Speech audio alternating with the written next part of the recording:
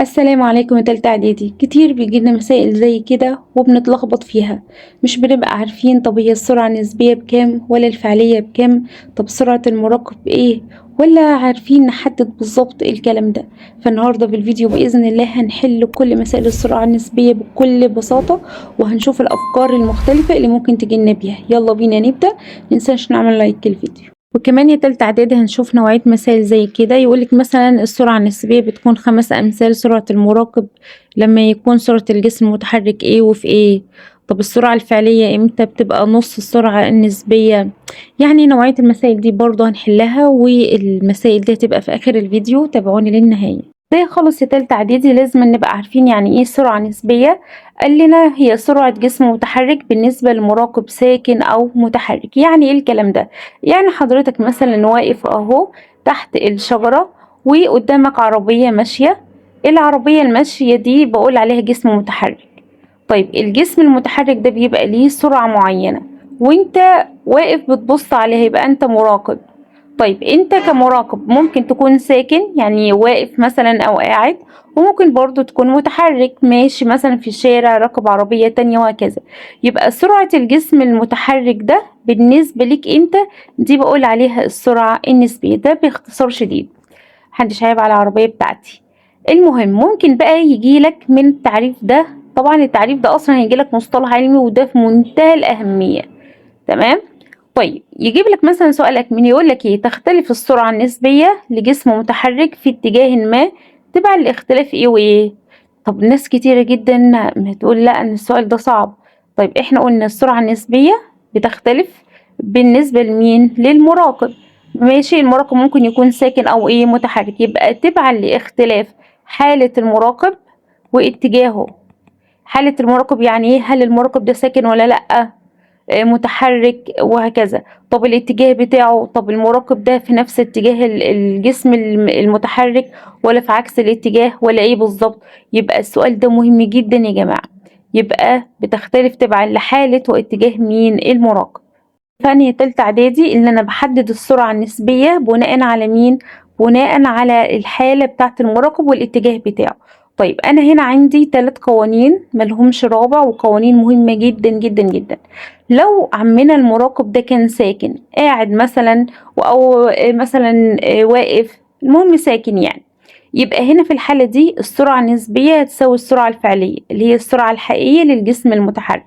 يعني ادي مراقب مثلا واقف، وادي مثلا العربية قدامه، العربية دي مثلا ماشية بسرعة 50 كيلومتر. يبقى أنا لو عايزة أحسب السرعة النسبية هقول والله السرعة النسبية بيساوي السرعة مين؟ الفعلية. كأن وانت قاعد كده تحس ان العربية دي ماشية بسرعة جدا، ماشية لا ده بطيئة، فانت بتحدد السرعة ايه؟ النسبية، وحاجة نسبية يعني مش أكيدة أوي. تمام. يبقى لو انت ساكن، المراقب ساكن، يبقى السرعة النسبية هتساوي السرعة الفعلية لمين؟ للجسم المتحرك، يعني السرعة الحقيقية اللي هي ماشية بيها. يبقى دي أول حاجة. تمام. يبقى أول حاجة لو المراقب ساكن يبقى ايه اللي بيحصل؟ يبقى السرعة النسبية بتساوي السرعة الفعلية أو الحقيقية. طيب نتخيل بقى المراقب هو والجسم التاني المتحرك كانوا ماشيين في عكس بعض. يعني مثلا ادي سيارة، ودي المراقب هنا في السيارة التانية، والسيارة دي ماشية في الاتجاه ده والمراقب ماشي في الاتجاه ده، يبقى ماشي عكس مين؟ برافو، عكس الاتجاه. طيب ممكن في الامتحان يجيب لك كلمة عكس في المسألة، وممكن يقول لك في اتجاهين متضادين، يبقى دي هي ايه؟ دي، لان احنا اخدنا في العربي التضاد هو العكس. يبقى تاني، لو جالك سيرة كلمة عكس في المسألة او اتجاهين متضادين، يبقى كده انا هعمل ايه بقى؟ نبتدي نجمع السرعات. يعني اقول له القانون بتاع السرعة النسبية بيساوي السرعة الفعلية اللي ماشية بيها العربية زائد سرعة مين؟ المراقب. طبعا احنا هنعرف مع بعض ازاي بنحدد كل ده. خلاص كده يا جماعة. يبقى أنا لما يجيب لي سيرة عكس أو اتجاهات متضادة، يبقى بعمل إيه للسرعات؟ بجمعها، سرعة فعلية زائد سرعة المراقب. اتفقنا؟ طيب نتخيل مثلا ان انا لما بجمع السرعات يبقى السرعة النسبية قيمتها تبقى كبيرة ولا لأ؟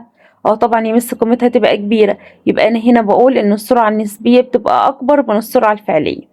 وطبعا أنا هجيب لكم مسألة على النقطة دي. يبقى ممكن يقول لك مثلا ايه؟ متى تكون السرعة النسبية أكبر من الفعلية؟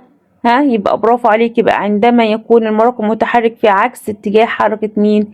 الجسم. خلاص، يعني ممكن تجيلك بكذا طريقة.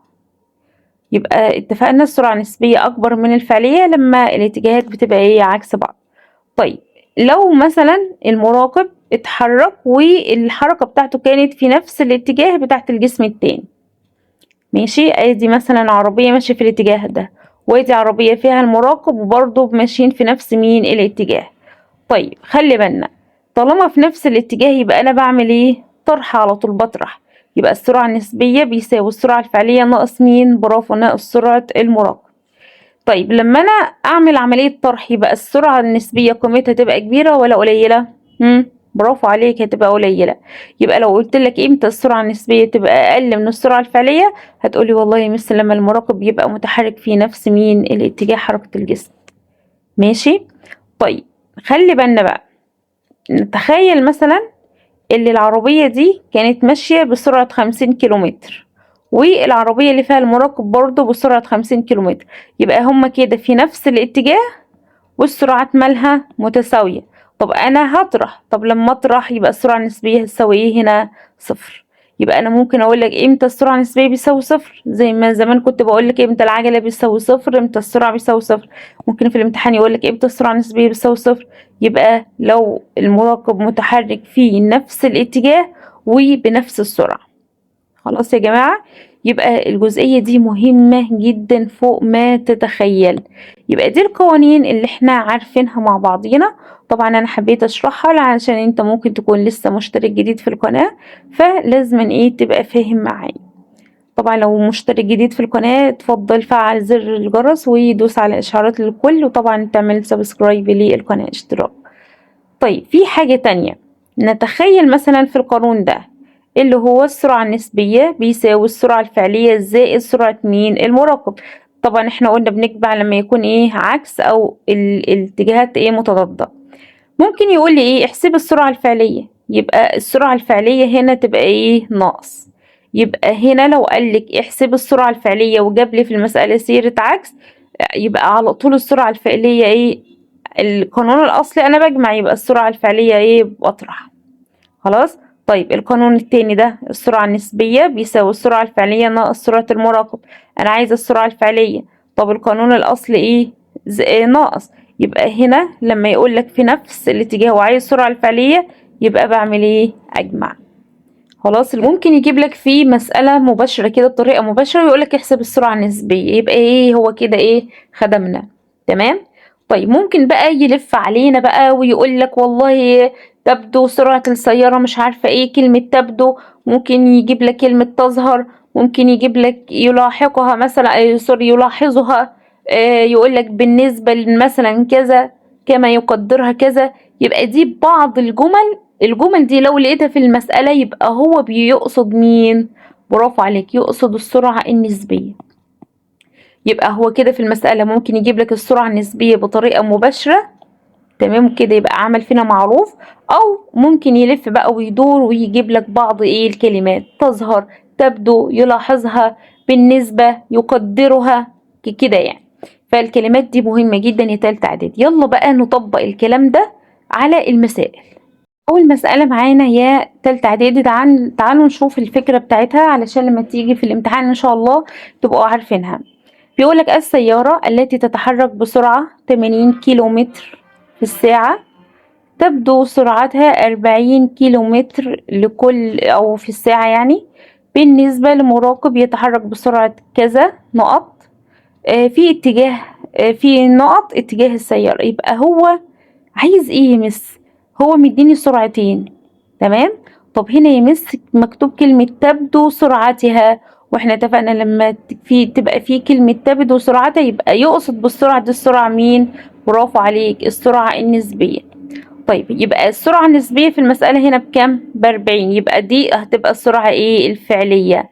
طب ليه بقى ما كانتش مثلا سرعة المراقب؟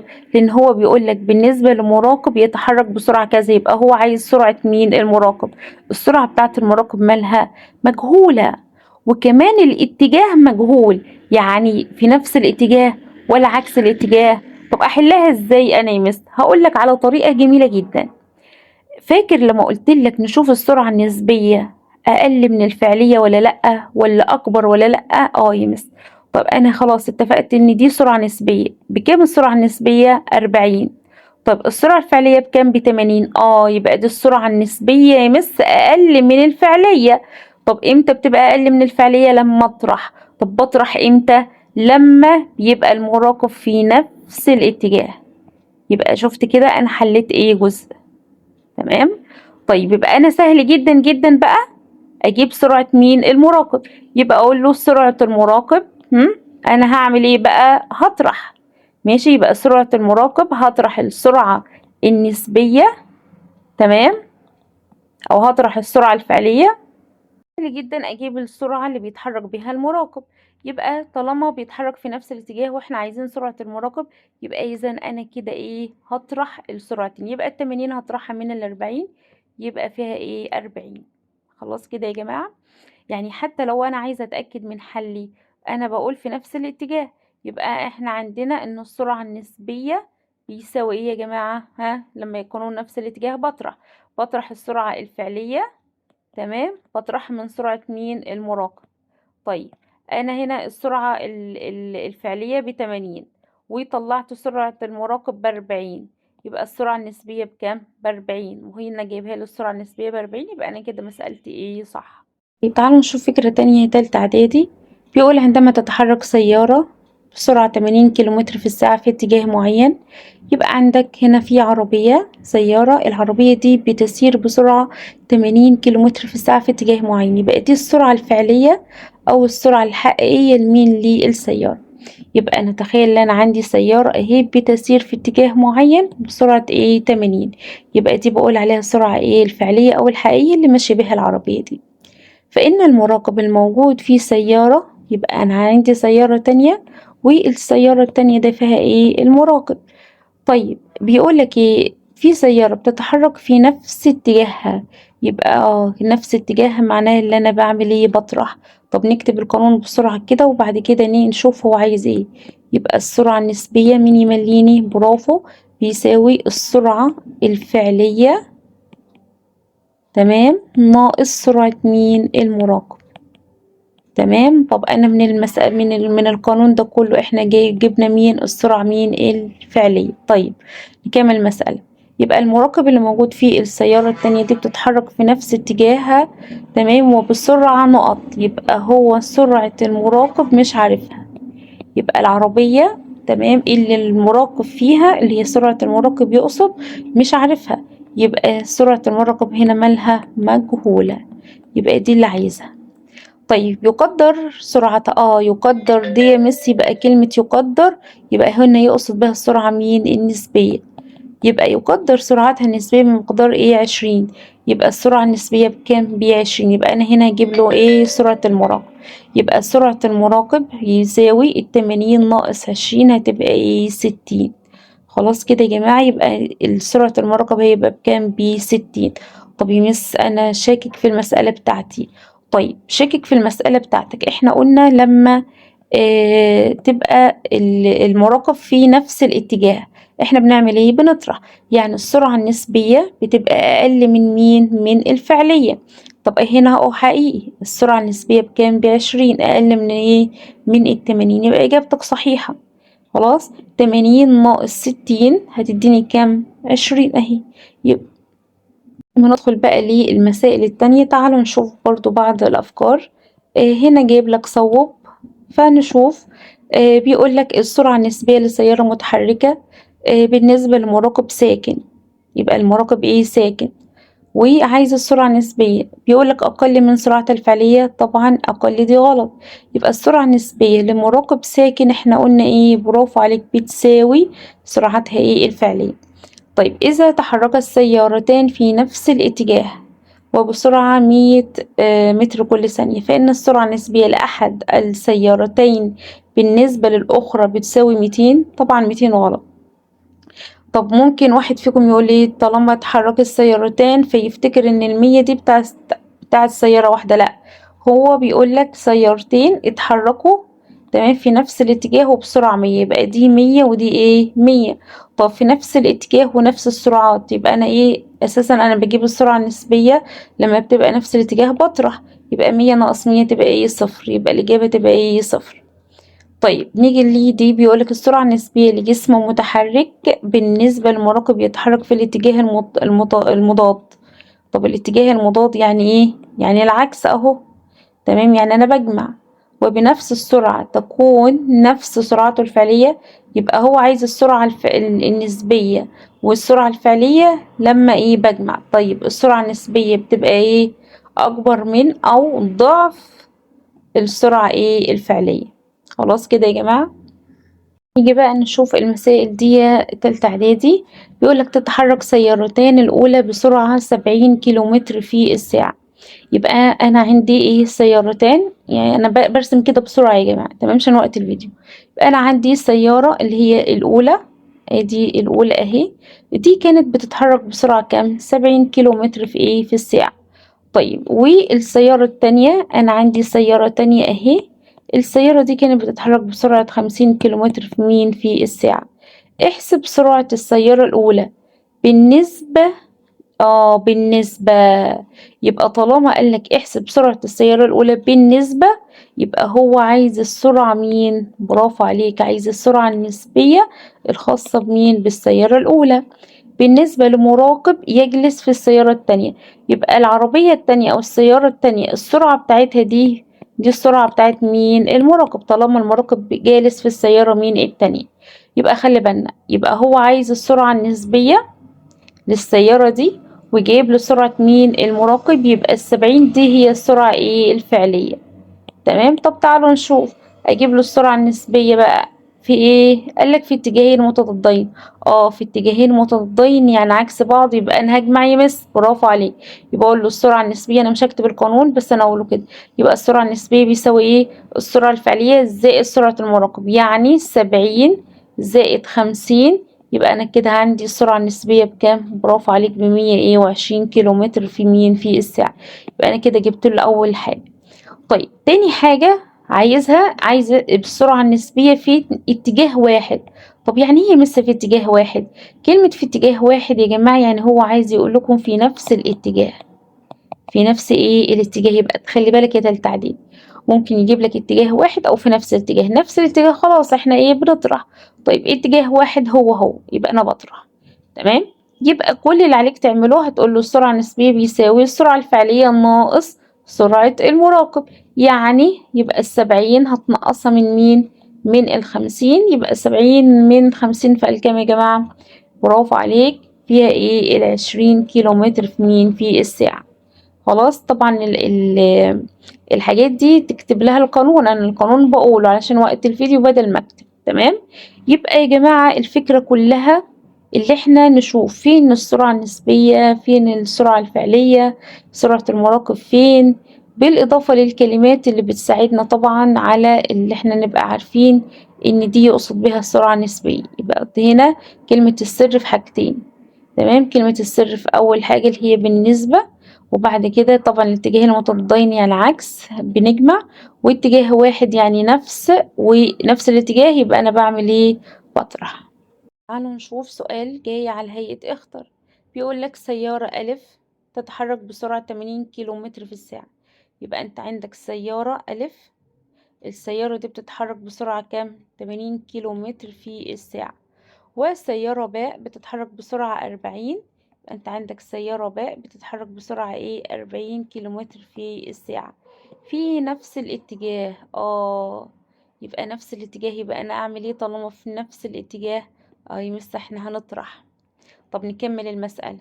فإن سرعة السيارة ألف بالنسبة لي مراقب في السيارة باء، يبقى المراقب قاعد في السيارة ايه باء، يبقى السرعة بتاعت السيارة باء دي سرعة مين المراقب.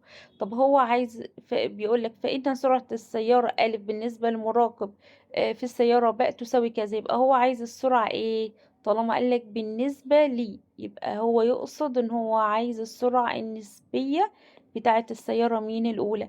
يبقى السرعة اللي كانت ماشية بيها السيارة اللي هي الرقم ألف دي، يبقى ال80 دي كانت السرعة ايه فعلية، نفس المسألة اللي فاتت. يبقى هو عايز السرعة ايه النسبية. طب السرعة النسبية طالما نفس الاتجاه أنا بعمل ايه بطرح، يطرح رقمين من بعض، يبقى السرعة الفعلية ناقص سرعة المراقب، يبقى ال80 هنقصها من 40، يبقى هنختار الإجابة ايه 40. فهمنا يا جماعة؟ بقى أنا عندي عربيتين، واحدة عربية كانت بتاعة المراقب يبقى دي سرعة المراقب، واحدة عربية تانية كان ليها سرعة فعلية أو حقيقية، واحنا عايزين السرعة النسبية. طب أنا عرفت ازاي السرعة النسبية عشان كاتب لي كلمة ايه بالنسبة. يعني تاني إعدادي بالنسبة هي احنا من صيغة السؤال نفهم. يعني دلوقتي أنا كنت قاعدة في عربية، أنا مراقب قاعدة في عربية وقصادي عربية تانية ماشية جنبي في نفس اتجاهي، تمام. يبقى العربية دي أنا عايزة أعرف هي ماشية بسرعة كام، عايزة أعرف سرعتها النسبية. فاهميني؟ طيب تعالوا مسألة برضو تانية. اختار، بيقول إذا كانت السرعة النسبية للسيارة 50. طب أهو يعني جايبها لي مباشرة. يبقى السرعة النسبية للسيارة 50 كيلومتر في الساعة بالنسبة لمراقب يتحرك بسرعة 30 كيلومتر في الساعة. يبقى هنا جايب لي سرعة مين برضو المراقب. يبقى هنا جايب له سرعة نسبية وهنا جايب له سرعة مين المراقب في نفس اتجاهها. يبقى القانون الأصلي تمام، طالما أنا عندي سرعة نسبية ومراقب وفي نفس الاتجاه يبقى أنا كنت بعمل إيه؟ برافو عليك، بطرح. يبقى السرعات إيه بطرح. طيب فإن السرعة الفعلية ده عايز السرعة الفعلية. يبقى المس أسماء قالت لي السرعة الفعلية بتبقى عكس القانون الأصلي. طبعا القانون الأصلي بطرح، يبقى هنا هي أعمل إيه أجمع. تمام، أجمع السرعات. طب هنا مديك السرعة كام 50 وهنا مديك السرعة كام 30. 50 و30 كام 80. يبقى أقول له الإجابة إيه 80. فهمناها يا جماعة؟ مسألة تانية هي تالتة إعدادي مهمة. بيقول يتحرك قطاران على شريطين متوازيين في اتجاهين متضادين. يبقى هنا ايه في مفتاح هنا لحل المسألة. يبقى طالما الاتجاهات متضادة يبقى بعمل ايه يعني عكس بعض بجمع. يبقى انا عندي السرعة النسبية بيساوي ايه برافو بيساوي السرعة الفعلية، هجمعها مع مين مع سرعة المراقب. ماشي، يبقى ده القانون ايه الاصل بتاعي طالما الاتجاهات ايه متضادة. تمام، يبقى ادي قطر اهو. القطر الاول ماشي مثلا في الاتجاه ده والقطر التاني ماشي في عكس مين الاتجاه، بس هما الاتنين ايه قصاد بعض، عشان كده بيقولك شريطين ايه متوازيين. طيب فاذا كانت سرعة القطار الاول كما يلاحظها راكب القطار التاني. يمس يعني في القطر التاني ده في راكب، يبقى اذا يمس القطر التاني ده ايه مراقب. طيب هنا بيقول لك سرعة القطار الأول كما يلاحظها يعني يقصد بيها السرعة النسبية. كما يلاحظها راكب القطار الثاني 120 كيلومتر. 120 ايه كيلومتر. يبقى يبقى المراقب اللي كان قاعد في القطار الثاني لاحظ ان السرعة، طالما لاحظ يبقى هو بيقول لك يعني ايه السرعة النسبية بتاعت القطار الأول كام 120 كيلومتر في الساعة. طيب وسرعة القطار الثاني اللي احنا اتفقنا القطر الثاني اللي هو ايه بتاع المراقب 90. يبقى دي سرعة مين المراقب. يبقى سرعة المراقب هنا بكام ب90. طيب طالما يلاحظها يبقى اذا السرعة النسبية كام 120 زي ما بيديهاني. تعالوا نشوف بقى عايز ايه. فإن سرعة القطار الأول خلي بالنا احنا السرعة النسبية بتاعت القطار الأول جبناها، هو عايز السرعة بتاعته هو يعني السرعة الفعلية الحقيقية بتاعته. يبقى هنا يقصد السرعة ايه الفعلية. طيب أنا بجيب السرعة الفعلية ازاي برافو عليك، عايز السرعة الفعلية طالما القانون الأصلي بتاعي بموجب فأنا هنقص. يبقى السرعة الفعلية بتساوي نكتب كده السرعة النسبية اللي هي 120 ناقص كام ناقص 90 هتديني كام هتديني 30. فالإجابة بتاعتي هتديني ايه 30. فهمناها يا جماعة ولا أشرحها تاني؟ هقولها لك تاني على السريع على السريع على السريع. يبقى أنا دلوقتي كان عندي نمسح بس ده، نجيب القلم بتاعنا. كان عندي قطرين، تمام، ادي قطر وادي قطر، القطرين دول ماشيين في اتجاهات عكس بعض. يبقى أنا في القانون الأصلي بعمل ايه بجمع. طيب بيقول لك سرعة القطار الأول لما زي ما بيلاحظها ركب القطار التاني، يبقى القطر التاني ده فيه ايه مراقب. المراقب ده لاحظ ان السرعة، طالما لاحظ يبقى كده يقصد السرعة النسبية، يبقى اللي يقصد بها السرعة مين؟ النسبية بتاعت القطار الأولاني. طب لاحظها كام؟ لاحظها 120. طيب هو بيقول لك سرعة القطار التاني اللي هي ايه؟ 90. يعني عايز يقول لك يا عم ان سرعة المراقب ب90. ماشي. فإن سرعة القطار الأول، يبقى هو عايز سرعة القطار الأول. يعني ايه سرعة القطار الأول؟ يعني هو عايز السرعة الفعلية أو الحقيقية اللي القطر ايه مشى بيها. خلاص. طيب طالما عندي سرعة نسبية وعندي سرعة مراقب، سهل جدا اللي أنا بجيب ايه؟ السرعة الفعلية. وطالما القانون الأصلي بجمع، يبقى السرعة الفعلية ايه؟ أطرح. خلاص، بطرح الرقمين من بعض وشكرا على كده. ويا جماعة المسألة يعني حلينا زيها. تمام. بيقول لك ايه؟ السيارة التي تتحرك في اتجاه ما بسرعة 80، محددش، تبدو سرعتها. طالما تبدو يبقى يقصد ان دي سرعة ايه؟ برافو عليك، سرعة نسبية يا مس. يبقى دي السرعة النسبية، ودي طالما سرعة نسبية يبقى دي سرعة ايه؟ فعلية. تمام. بالنسبة لمراقب يتحرك بسرعة كذا، يبقى هو عايز سرعة مين؟ المراقب في نقط اتجاه السيارة. يعني هو عايز الاتجاه كمان. يبقى طالما هو مش جايب لي الاتجاه وجايب لي فعلية ونسبية، يبقى شوف النسبية دي أكبر ولا أقل من الفعلية؟ طب هنا 40 تبقى أقل من الفعلية اللي هي 80. طب امتى بتبقى أقل السرعة النسبية؟ لما بطرح. طب بطرح امتى؟ لما بيبقى عكس ايه؟ الاتجاه. يبقى طالما عكس الاتجاه يبقى سهل جدا اجيب له ايه؟ سرعة المراقب. خلاص، يبقى سرعة المراقب بطرح الرقمين ومن بعض وشكرا على كده. طيب المسألة دي عايز بقى السرعة الفعلية. طيب تعالوا نشوف. طبعا احنا قلنا السرعة الفعلية لو عايزها فانا بعمل ايه؟ بشوف القانون الاصلي بتاعي ايه وبعكس الاشارة. طيب احسب السرعة الفعلية لسيارة تبدو سرعتها. يمس كلمة تبدو سرعتها، يبقى هو هنا يقصد ان السرعة النسبية بالرقم اللي مديهوني تبدو سرعتها 130، يبقى 130 دي السرعة النسبية. بالنسبة للمراقب يتحرك في نفس الاتجاه. يبقى في نفس الاتجاه، يبقى انا بعمل ايه؟ بطرح السرعات. بسرعة ايه؟ 50. يبقى دي سرعة مين؟ سرعة المراقب. ماشي. يبقى انا في القانون الاصلي انا بعمل ايه؟ بطرح. طب هو عايز السرعة النسبية. يبقى انا بعكس الاشارة، يبقى اقول له السرعة الفعلية. هو عايز السرعة الفعلية يساوي السرعة النسبية، ونجمع بقى. بكتب بسرعة يا جماعة، زائد سرعة مين؟ المراقب.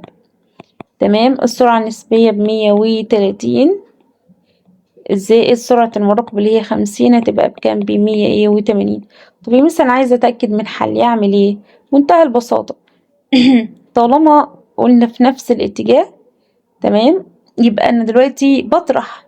يبقى أنا لما بطرح يبقى السرعة النسبية هتبقى أقل من السرعة مين؟ الفعلية. طب السرعة النسبية هنا بكام؟ 130. طب السرعة الفعلية بكام؟ 180. يبقى فعلا السرعة النسبية أقل من السرعة إيه؟ الفعلية. نشوف مسألة تانية. بيقول لك قطاران يتحركان على شريطين متوازيين في اتجاهين متضادين. يبقى أنا بعمل إيه هنا؟ طالما اتجاهين متضادين المفروض بجمع. فإذا كانت سرعة القطار الأول 65 وسرعة القطار الثاني 85، أنت عندك قطر الأولاني السرعة بتاعته كام؟ 65، والقطر التاني السرعة بتاعته كام؟ 85. حلو. طيب يبقى المطلوب يا عم الحاج بيقول لي احسب سرعة القطار الأول. يبقى السرعة بتاعت القطار الأول ده عايز أحسبها له كما يلاحظها ركاب القطار الثاني. ركاب القطار الثاني يعني يمس السرعة دي بتاع سرعة المراقبين أو سرعة المراقب اللي قاعدين. تمام. وطالما كما يلاحظها يبقى هو يقصد ان هو عايز السرعة مين؟ النسبية. يبقى اذا يمس 65 دي سرعة فعلية. يبقى انا اقول له السرعة النسبية طالما خلاص اتجاهين متضادين بجمع. يبقى بجمع السرعة الفعلية بتاعتها زائد سرعة المراقب، يبقى 65 زائد ايه؟ 85 يجمعوها. خلاص كده يا جماعة. طيب تعالوا نشوف نوعية أسئلة تانية فيها تركاية برضو. إذا كانت السرعة الفعلية للسيارة 70، يبقى هنا جاب لي العربية دي السرعة الفعلية الحقيقية بتاعتها ب70. تمام. وكانت سرعتها بالنسبة لمراقب متحرك. يبقى سرعتها بالنسبة، يبقى هنا بيقصد ايه؟ أحسنت، يقصد السرعة النسبية بكم بقى؟ ب20. فهو بيقولك حدد اتجاه حركة المراقب مع تفسير إجابتك. طب أحددها بناء على إيه؟ تعال نشوف. هي السرعة النسبية اللي هي 20 دي نشوف أكبر ولا أقل من السرعة الفعلية؟ طب هنا يمس السرعة النسبية ب20، السرعة الفعلية ب70، يبقى أنا كده السرعة النسبية أقل من السرعة الفعلية، يبقى ده معناه اللي أنا طرحته صح. يبقى بطرح إمتى؟ برافو عليك، يبقى لما يبقى الاتجاه إيه؟ نفس اتجاه حركة المراقب. خلاص، يبقى أنا كده الاتجاه بتاعت حركة المراقب في نفس إيه؟ نفس الاتجاه. طيب عرفتها ازاي او فسرتها ازاي؟ لان هي عندي السرعة النسبية اقل من السرعة مين؟ الفعلية. طيب تاني حاجة هو عايز سرعة مين؟ المراقب. طيب طالما هما في نفس الاتجاه يبقى بجيب سرعة المراقب. بسيطة سهلة جدا، يلا نطرح من بعضينا. ها، يبقى نكتب القانون الأصلي بتاعنا. ماشي، اللي هو ايه؟ السرعة النسبية. معلش الخط ايه يعني، انا بكتب بسرعة وكمان على تابلت، يعني مش هيبقى ايه منظم كده وكده يعني. يبقى هنا ايه اللي عندي؟ السرعة فعلية. تمام، طالما في نفس الاتجاه يبقى ناقص سرعة مين؟ المراقب. عايز سرعة المراقب، اطرح من بعضيهم بقى. يبقى السرعة النسبية بتاعتك كانت ايه؟ 20 بيساوي السرعة الفعلية كام؟ 70، يبقى إذا سرعة المراقب هتبقى بكام؟ ب50 كيلومتر كل ايه ثانية. فهمناها يا جماعة؟ فهمنا دي ازاي جبنا الاتجاه الحركة؟ هي تالتة إعدادي. بيقول إذا كانت السرعة النسبية للسيارة 120 كيلومتر، يبقى أجيبها لي على طول. السرعة النسبية للعربية 120 كيلومتر في الساعة. كما رصدها رادار، الرادار ده موضوع فيه سيارة تتحرك، يبقى إذا السيارة دي اللي فيها رادار يبقى ده يعتبر رادار إيه؟ هيراقب. يبقى دي بقول عليها سرعة المراقب. فهمناها؟ طيب سرعة المراقب دي أو السيارة اللي فيها الرادار اللي هيراقب بتتحرك بسرعة كام؟ 50، يبقى هنا مديني سرعة المراقب بإيه؟ ب50. فخلي بالنا أنا لحد دلوقتي عندي سرعة نسبية ب120 وعندي سرعة مراقب بكام؟ ب50. وفي عكس الاتجاه، عكس الاتجاه، يبقى أنا المفروض بعمل إيه؟ في القانون بتاعي بجمع السرعات. طيب فهل تعتبر السيارة مخالفة للحد الأقصى للسرعة على هذا الطريق والذي يقدر بحوالي 90 كيلومتر في الساعة؟ يعني دلوقتي في عربية ماشية، تمام، العربية دي ماشية بسرعة معينة، احنا عايزين نشوف العربية الماشية بسرعة حقيقية كم، بسرعة فعلية كم. تمام، ليه؟ لأن هما اللي هيخالف، تمام، اللي هي مثلا اللي هيوصل ليه فوق 90، تمام، يعدي 90، يبقى انت كده عربيتك مخالفة. ماشي. طيب يبقى انا كده لازما اجيب السرعة الحقيقية او الفعلية للعربية دي، وبعد كده اشوف والله هنعدي 90 ولا احنا في الامان. طب تعالوا نشوف. طب هنا بيقولك احنا اتفقنا ان القانون الاصلي بتاعنا ايه؟ بجمع. طب هو عايز، احنا دلوقتي عايزين السرعة مين؟ السرعة الفعلية او الحقيقية علشان اشوف العربية دي مخالفة ولا لا. طب اجيبها ازاي؟ اللي انا ايه؟ برافو عليك، طالما القانون الاساسي عندي جمع يبقى انا لما اجيب السرعة الفعلية ايه؟ هطرح. يبقى اطرح السرعة النسبية هطرحها من سرعة مين؟ المراقب. يبقى بسيطة، السرعة النسبية هي 120 اطرحها من سرعة المراقب اللي هي ايه؟ 50، يبقى السرعة الفعلية كام؟ 70 كيلومتر كل ايه ساعة. يبقى انا جبت له السرعة الحقيقية او الفعلية للعربية دي 70. طيب الحد الاقصى للمخالفة لو حد هيديه مخالفة 90، طب هو عدى 90 لا، يبقى نقول له السيارة غير مخالفة. السيارة غير ايه؟ مخالفة. ليه طب غير مخالفة؟ لأن السرعة الفعلية اللي بتسير بيها كام؟ 70، أقل من الحد الأقصى للسير على هذا الطريق. تمام، منتهى البساطة. تعالوا نشوف تركية تانية. بيقولك ايه؟ سيارتين س وصاد تتحركان بسرعة واحدة مقدارها 30. يعني أنا عندي عربية س وعربية صاد، العربيتين دول كل واحدة فيهم بتتحرك بسرعة ايه؟ 30 زي بعض.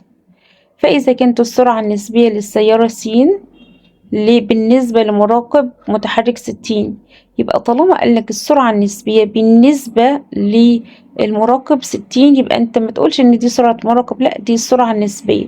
يبقى دي السرعة النسبية للعربية اللي هي كانت س بكام؟ ب60. خلاص.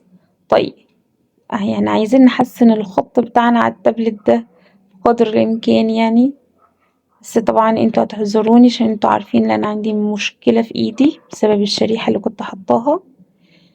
طيب يبقى السرعة النسبية للسيارة س بكام؟ ب60 زي ما قال لي. طب والسرعة النسبية للسيارة ص بالنسبة لنفس المركب صفر؟ يبقى السرعة النسبية بكام؟ بالصفر. طيب تعالوا نشوف عايز ايه. فما تفسيرك لاختلاف السرعة النسبية بين السيارتين؟ انا فعلا السرعة النسبية للسيارة س ب60 والسرعة النسبية للسيارة ص بصفر، مع انهم هما الاتنين بيمشوا بنفس السرعة. طب ليه مختلفين؟ تفتكروا ليه؟ برافو عليك. هنقول في السيارة س ايه اللي حصل دلوقتي؟ هي كانت ماشية بسرعة 30 صح؟ يعني ايه ماشية بسرعة 30؟ يعني السرعة الفعلية بتاعتها أو الحقيقية ب30. طيب السرعة النسبية هنا ايه؟ زادت، بقت الضعف 60. يبقى هنا ليه زادت؟ هنقول لأن ال ال ال السيارة دي كانت بتسير ايه؟ في عكس اتجاه ايه؟ برافو، اتجاه ايه؟ المراقب. يبقى طالما كانت في عكس الاتجاه فأنا جمعت فطلع لي السرعة النسبية ايه؟ كبيرة. طيب بالنسبة للسيارة ص، السيارة ص السرعة الحقيقية والفعلية بتاعتها كانت كام؟ كانت ب30. طب السرعة النسبية هنا الصفر. طب فاكرين لما قلنا السرعة النسبية بيساوي صفر امتى؟ يبقى عندما تسير عندما يكون اتجاه المراقب في نفس الاتجاه وبنفس السرعة. يعني أنا العربية دي ماشية بسرعة 30 اللي هي السرعة الفعلية، والمراقب كان بنفس ايه القيمة بتاعتها، يبقى 30 ناقص 30 يبقى السرعة النسبية تطلع بكام؟ بصفر. فهمناها يا جماعة؟ أقولها لكم تاني علشان الناس اللي هي ايه ربما ما تكونش فهمتها، نفهمها لها سريعا كده. انت عندك عربية س وعربية ص. العربية س دي بتبقى ماشية بسرعة 30 وهما الاتنين ماشيين بسرعة 30. طب السرعة 30 دي بقول عليها ايه؟ دي السرعة الفعلية ودي برضو السرعة ايه؟ الفعلية او الحقيقية. طيب بيقولك لو كانت السرعة النسبية للسيارة س 60، يبقى هنا مديك سرعة ايه؟ نسبية للسيارة دي ب60، وهنا كان مديك سرعة نسبية للسيارة دي بصفر. طب هو سؤاله ليه السرعة النسبية دي مختلفة بالرغم ان السرعة الفعلية واحد؟ برافو عليكي. بقى نقول والله في السيارة س يبقى أكيد المراقب ده كان ماشي في عكس الاتجاه. طالما ماشي في عكس الاتجاه يا جماعة فالسرعة النسبية طلعت ايه؟ كبيرة، طلعت الضعف. ماشي. يعني هو ممكن يقولك ايه أصلا في سؤال، يقولك امتى السرعة النسبية بيساوي ضعف الفعلية؟ فعندما يكون المراقب متحرك في عكس الاتجاه. شكرا على كده. طيب ممكن يقولك امتى السرعة النسبية بتساوي صفر؟ يبقى عندما يكون المراقب متحرك في نفس مين؟ الاتجاه وبنفس السرعة. العربية دي ماشية بسرعة فعلية 30، طب المراقب ماشي في نفس اتجاهها برضه بنفس سرعتها، 30 ناقص 30 هيساوي ايه؟ صفر. فهمناها؟ مسألة مهمة تالتة إعدادي، جت في محافظات قبل كده وجت قريب، يعني المحافظات من سنوات قريبة ومهمة، فيها فكرة حلوة. طيب بيقولك سيارتان ألف وباء، يبقى أنا فهمت إن عندي عربيتين، واحدة ألف وواحدة باء. جميل. تتحركان على طريق مستقيم في اتجاهين متضادين. يبقى هو هنا اداني حاجة مهمة، إن العربيتين دول اللي هم ألف وباء كانوا ماشيين عكس بعض، يعني المفروض بجمع سرعات. يبقى علشان أنا أجيب سرعة نسبية بجمع السرعات. تمام. طيب فإذا كانت سرعة السيارة باء بالنسبة لسائق السيارة ألف 140 كيلو متر في الساعة، يبقى أنا كده استفدت حاجة تانية، إن السرعة النسبية للسيارة باء زي ما شافها السواق اللي كان في السيارة ألف 140، يبقى 140 دي يقصد بها السرعة ايه؟ النسبية. بس السرعة النسبية للسيارة مين؟ باء. اتفقنا؟ طيب بيقولك ايه بعد كده؟ خلينا نقف لحد هنا ونشوف. وعند خفض السائق السيارة ألف السرعة إلى النص. يبقى السواق ده اللي كان في السيارة ألف خفض السرعة اللي كان ماشي بيها لمين؟ للنص. فأصبحت السرعة النسبية للسيارة باء 100. يبقى السيارة باء الأول كانت السرعة النسبية بتاعتها كام؟ 140. طيب السواق قلل السرعة أو خفض السرعة، راحت بقيت السرعة النسبية ليها كام؟ 100. طيب بيقول لك ايه؟ احسب السرعة الفعلية للسيارتان. ايه ده؟ يعني هو عايز السرعة الفعلية للسيارة باء، وعايز السرعة الفعلية للسيارة ألف اللي هي بتاعت مين؟ المراقب، اللي كان ماشي بيها مين؟ المراقب. طب ايه ده؟ اجيبها ازاي؟ تعالوا نشوف. هنبتدي نترجم المسألة بتاعتنا واحدة واحدة. تمام؟ زي ما اتفقنا ان خلاص هما في اتجاهين متضادين، يعني المفروض ايه؟ اجمع. فاذا كانت سرعة السيارة باء، يبقى انا دلوقتي هجمع. هقول له بص يا عم، السرعة النسبية بتاعة السيارة باء، هجمع بقى بيساوي السرعة الفعلية برضو بتاعة السيارة باء، ماشي، بجمعها مع سرعة مين؟ برافو، مع سرعة المراقب. طيب المراقب ده زي ما اتفقنا ان هو كان في السيارة ايه؟ ألف. طب تعالوا نشوف السرعة النسبية للسيارة باء كانت بكام؟ 140 بتساوي. طب السرعة الفعلية للسيارة باء هو عايزها، يبقى بدل ما انا هكتب بقى السرعة الفعلية تاني، اختصر كلمة السرعة اللي هي عين باء، يبقى عين باء اللي هي السرعة ايه؟ الفعلية اللي احنا عايزينها، زائد سرعة المراقب. طب المراقب ده او السرعة بتاعته كان فين؟ في العربية ألف، يبقى بدل كلمة السرعة اختصر برضو عين ألف. تمام؟ يبقى انا كده يا جماعة طلع لي معادلة، والمعادلة فيها ايه؟ فيها اتنين مطلوب، يعني انا عايزة الاتنين دول. طيب تعالوا نشوف المراقب ده اللي هو عين ألف. تمام؟ عمل ايه بعد كده؟ خفض السرعة بتاعته للنص، يبقى عين ألف دي هعوض عنها في الحالة التانية ايه؟ بنص، يبقى نص عين ألف. ليه طيب عوضت بنص عين ألف؟ لأن هو خفض السرعة بتاعته. طب لما خفض السرعة بتاعته، السرعة النسبية بقت كام؟ ها؟ بتاعت السيارة بقى برضو بقت 100. تمام؟ طيب برضو السرعة الفعلية احنا برضو ايه؟ مش عارفينها، يبقى ده كده ايه؟ بقت معادلة تانية. طيب نروح بقى للرياضيات. عارفين الجبر طبعا. دلوقتي انا كده بقت عندي ايه؟ معادلة. المعادلة دي هعمل ايه بقى؟ هنقص الطرف التاني، او هنقص المعادلة التانية. يبقى دلوقتي انا الطرف الكبير او المعادلة الكبيرة اللي قيمتها كبيرة هعمل لها ايه؟ هعمل عملية طرح، هغير الاشارات كده واطرح. طيب 140 ناقص 400 هتديني كام؟ 40 بيساوي. طيب عين باء موجب طبعا، عين باء ناقص عين باء، يبقى دي هتطير مع بعض بصفر، الصفر مش هكتبه. طيب زائد عين ألف زائد نص، يبقى عين ألف كأنها واحد، نقصت منه النص، يبقى هيطلع برضو نص عين ألف. نص عين مين؟ ألف. طيب أنا كده عندي المسألة هتبتدي إيه؟ تتظبط عندي بقى. تمام؟ يبقى أنا كده طلعت إيه؟ الناتج ده. يبقى أنا أقدر من الناتج ده أجيب عين ألف. اجيب العين الف ازاي؟ يبقى عين الف كان قدامها ايه؟ نص، يبقى النص ده هيطلع للأربعين. طب لما يطلع النص للأربعين، يبقى اذا انا كده معايا الأربعين وهطلع لها النص كده، فبالتالي مش هينفع النظام ده. فانا هعمل ايه بقى؟ اشقلب الكسر ده. تمام؟ يبقى هتساوي الأربعين في 2/1، يبقى 40 في 2/1 هتديني ايه؟ 80.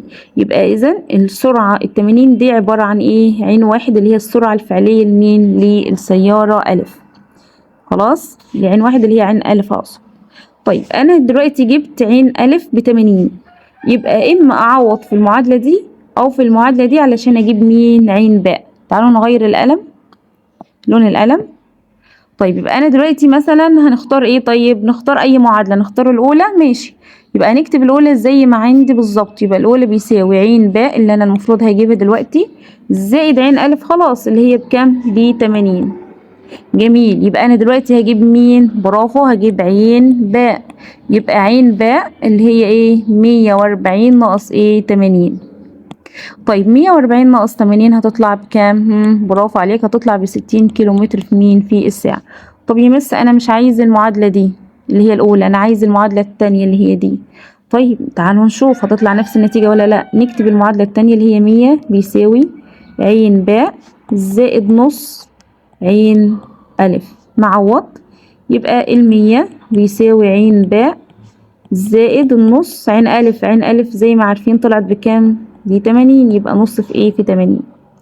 طيب يبقى 100 بيساوي عين باء زائد نص في 80 هتطلع لي بكام؟ ب40. نجيب عين باء، يبقى عين باء بيساوي 100 هودي بقى ليها ال40 بإشارة مخالفة، يبقى 100 ناقص 40 هيساوي كام؟ 60 كيلو متر في مين؟ في الساعة. يبقى سواء أنا عوضت في المعادلة الأولى أو المعادلة التانية السرعة الفعلية ايه؟ طلعت نفس مين؟ النتيجة. خلاص. طيب عايز مثلا يا مس أتأكد إني الإجابة بتاعتي صح، أعمل ايه؟ نتخيل مثلا في المعادلة الأولى، تعالوا كده ايه، خلاص كده احنا فهمنا الجزئية دي، بس أنا عايزة أتأكد من إجابتي. نتأكد من مين؟ من إجابتي. تمام، تعال نتأكد من الإجابة بتاعتك. ماشي، نتخيل نرجع كده المعادلة التانية لأصلها. أنا بس بمسح علشان ايه اللخبطة دي. طبعا احنا طلعنا عين ألف بكام؟ ب80، وطلعنا عين باء بكام؟ برافو، ب60. طيب نتخيل ان انا معياش سرعة نسبية، معياش سرعة مين؟ نسبية. طيب تعالوا كده نعوض عن العين باء ب60 والعين الألف ب80، يبقى 80 60 و80 هتطلع كام؟ 140. طلعت اهي 140. طب انا اصلا كان المسألة في عكس مين؟ الاتجاهات، يبقى انا كده ايه المفروض بجمع. طب بجمع، هو جمعتهم فطلعت 140. طب في حاجة تانية ممكن نتأكد منها، لما بجمع او لما الاتجاهات بتبقى عكس بعض، زي ما اتفقنا السرعة النسبية بتبقى اكبر من مين؟ من الفعلية. اهو فعلا السرعة النسبية بقت اكبر من مين؟ من الفعلية. طب انا مش عايزة اتأكد من المعادلة دي، بس اتأكد من المعادلة اللي قبل كده اللي هي كانت 100. تمام، بتساوي اللي هي عين باء خلاص 60 زائد نص عين ألف. طبعا احنا عين ألف طلعناها بكام؟ ب80. هي كانت نصها، يبقى نص ال80 كام؟ 40. طيب هنتخيل برضو اني ما عنديش سرعة نسبية. يبقى السرعة النسبية اجيبها ازاي؟ بجمع سرعات، يبقى 60 و40 هتطلع بكام؟ ب100، اللي هو طبعا ايه؟ هو مديهاني اصلا. خلاص، يبقى دي كذا طريقة أنا يعني ممكن وأنا قاعدة في الامتحان بدل ما أحتار وأقول طب يا ترى إجابتي صح ولا لأ، نعوض بقى. فاهمين؟ بإذن الله بالمسألتين دول إن شاء الله يا تالتة إعدادي. بيقول تكون السرعة النسبية 5 أمثال سرعة المراقب عندما تكون سرعة الجسم المتحرك. وطبعا هنا يا تالتة إعدادي عندما تكون سرعة الجسم المتحرك يعني السرعة الفعلية. السرعة إيه؟ الفعلية. نقط وفي نقط. طيب خلي بالنا احنا مش عندنا سرعة نسبية. السرعة النسبية دي بتساوي ايه؟ سرعة فعلية تمام زائد سرعة مراقب. طب هنا يا مس انتي قلتي زائد ليه؟ لاني طالما اجيبها لك 5 امثال يبقى انا عايزة ايه؟ اجمع دول بحيث يبقوا ايه؟ يبقوا رقم 5. مش هو السرعة النسبية بيقولك ب5، يبقى انا عايزة اجمع ده مع ده يديني 5. طيب يبقى أنا دلوقتي خلي بالنا السرعة النسبية بتبقى ب5 لما السرعة الفعلية دي تبقى 4 أمثال. أهو 4 إيه؟ أمثال. يعني أدي 4 زائد، نفترض إن سرعة المراقب 1 يبقى 5، كده اديتني سرعة نسبية. طيب وفي إيه؟ عايز بقى الاتجاه، يبقى وفي عكس الاتجاه. عكس الاتجاه عشان احنا جمعنا. تاني يا تالتة إعدادي ولا فاهمينها؟ يبقى هو بيقولك ان السرعة النسبية بتكون 5 امتى؟ وكمان بيقولك تحديدا عايز السرعة الفعلية، بس هنا السرعة الفعلية مش كاتبها كده يعني على طول. السرعة الفعلية كانت بتقول عندما تكون سرعة الجسم المتحرك، يعني لما سرعة الجسم المتحرك تبقى كذا، يعني السرعة الحقيقية بتاعة الجسم المتحرك كذا، أو السرعة الفعلية بتاعته كذا. يبقى والله أنا لما يبقى السرعة الفعلية 4 أمثال، تمام، والسرعة 4 أمثال السرعة المراقب. سرعة المراقب اللي هي ايه؟ اللي هنفترضها 1. ماشي. طيب 4 زائد 1 بكام؟ ب5. يبقى إذا السرعة النسبية 5، يعني 5 أمثال سرعة ايه؟ المراقب. خلاص، يبقى في عكس ايه؟ الاتجاه. ماشي يا جماعة، علشان في ناس تقولي طب ليه المراقب 1؟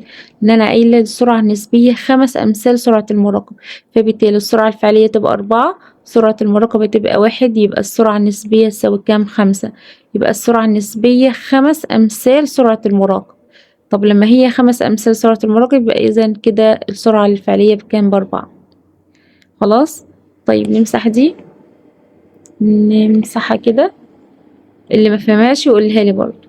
طيب نيجي للمسألة التانية، بتقول متى تكون السرعة الفعلية لجسم نصف السرعة النسبية التي يرصدها المراقب. طيب كلمة إن السرعة الفعلية نص السرعة النسبية معناها إن السرعة الفعلية أقل من مين؟ من السرعة النسبية، يعني السرعة النسبية مالها كبيرة. طب إمتى السرعة النسبية تبقى كبيرة؟ برافو عليك، لما المراقب يبقى في عكس إيه؟ الاتجاه. طب هنا تحديدا هيبقى السرعة الفعلية تبقى النص. ليه؟ لما المراقب يبقى في عكس الاتجاه وماشي بنفس السرعة وبنفس مين؟ السرعة. طب أديكم مثال عشان نفهم أكتر. طيب دلوقتي احنا طالما السرعة النسبية أكبر من الفعلية معناها عكس الاتجاه، يبقى أنا عندي سرعة نسبية بتساوي سرعة فعلية زائد سرعة مراقب. ده القانون. أنا يعني من خلال القانون احنا ايه يعني هقولها لكم. انتوا عارفين الساعة كام دلوقتي يا جماعة؟ أنا بصور الساعة 2 بالليل. طيب احنا اتفقنا ان السرعة النسبية ايه؟ كبيرة. طيب السرعة الفعلية نتخيل مثلا ان هي 30 زائد سرعة المراقب 30، يبقى هما الاتنين ماشيين في عكس الاتجاه وبنفس مين؟ السرعة. يبقى 30 و30 هتبقى بكام؟ ب60. يبقى أنا هنا السرعة الفعلية نص السرعة مين؟ النسبية. خلاص، يبقى هو يقصد كده، يبقى يقصد امتى السرعة الفعلية دي بتبقى نص السرعة النسبية؟ يبقى لما المراقب يكون متحرك في عكس الاتجاه وبنفس مين؟ بنفس السرعة. أتمنى يا تالتة إعدادي إن الفيديو يكون عجبكم واستفدتوا من الفيديو، وأتمنى إن شاء الله يعني كل الناس اللي استفادت تعمل لايك الفيديو حالا. ويعني حاليا الساعة 2، أنا هبقى للصبح بقى المونتاج وكده. إن شاء الله هيبقى في فيديو للمسائل التانية بتاعت العجلة. الناس اللي عندها مشاكل في الإزاحة ياريت تشوفوا فيديوهات برضو أنا الإزاحة في خط مستقيم والإزاحة في مسار دائري. وإن شاء الله بإذن الله انتظروني في ليلة الامتحان، هنراجع كله بإذن الله. ولكن أنا حبيت إني أعمل مراجعات منفصلة عشان انتوا عارفين شايفين الوقت قد إيه. نشوفكم على خير، نعمل لايك، سلام.